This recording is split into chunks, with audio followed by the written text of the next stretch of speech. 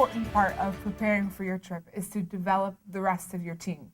Now you may be thinking, we already have everybody who's going on our trip. We don't need to continue to develop our team.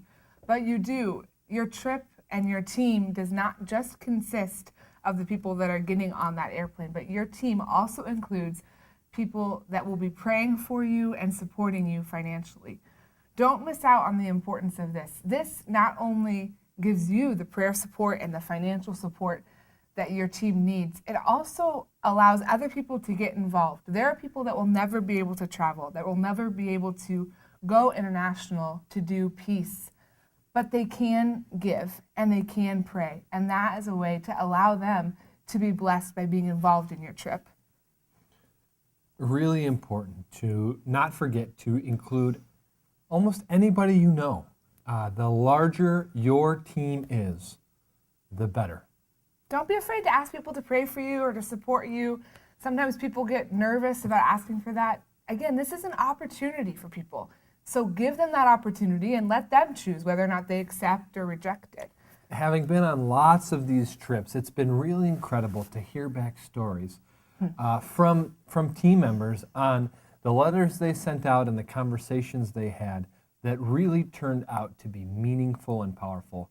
Often, the Lord used unique experiences to provide some of the greatest fruit. And by unique, I mean people and conversations and interactions that were really just divine appointments from God that really provided lots of prayer support in some cases, and in other cases, significant financial contributions. So expand that net as wide and as broad as it can be in order to really have a strong group of people who are praying for you. So start with developing the prayer side of your support team.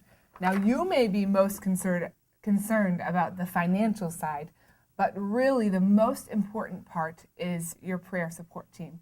Plus, an added bonus, when people start praying for you, often they start giving to you as well. But really, prayer is so important. So start with developing people who will commit to praying for you. Maybe you can get people to commit, I'm going to pray for you every Monday.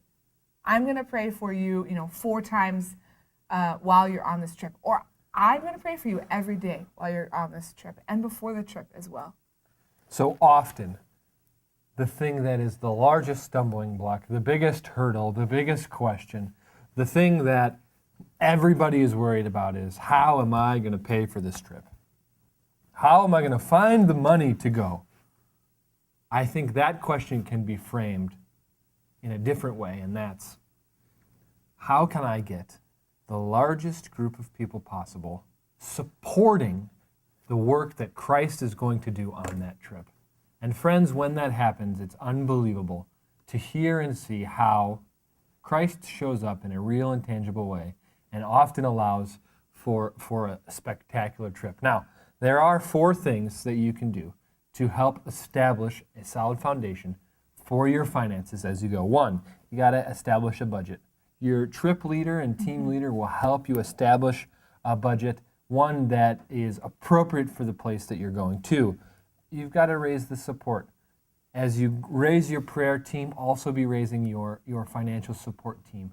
And that will also go towards the amount that was budgeted by your trip leader. Now, before you get to go, you're going to have to withdraw those funds, and then you're going to have to complete a financial report. So when you're thinking about finances, those are kind of the 4 steps that you're going to go through during this process. Don't be afraid. Your trip leader and team leader will help walk you through this process as you try and raise a prayer team and a support team.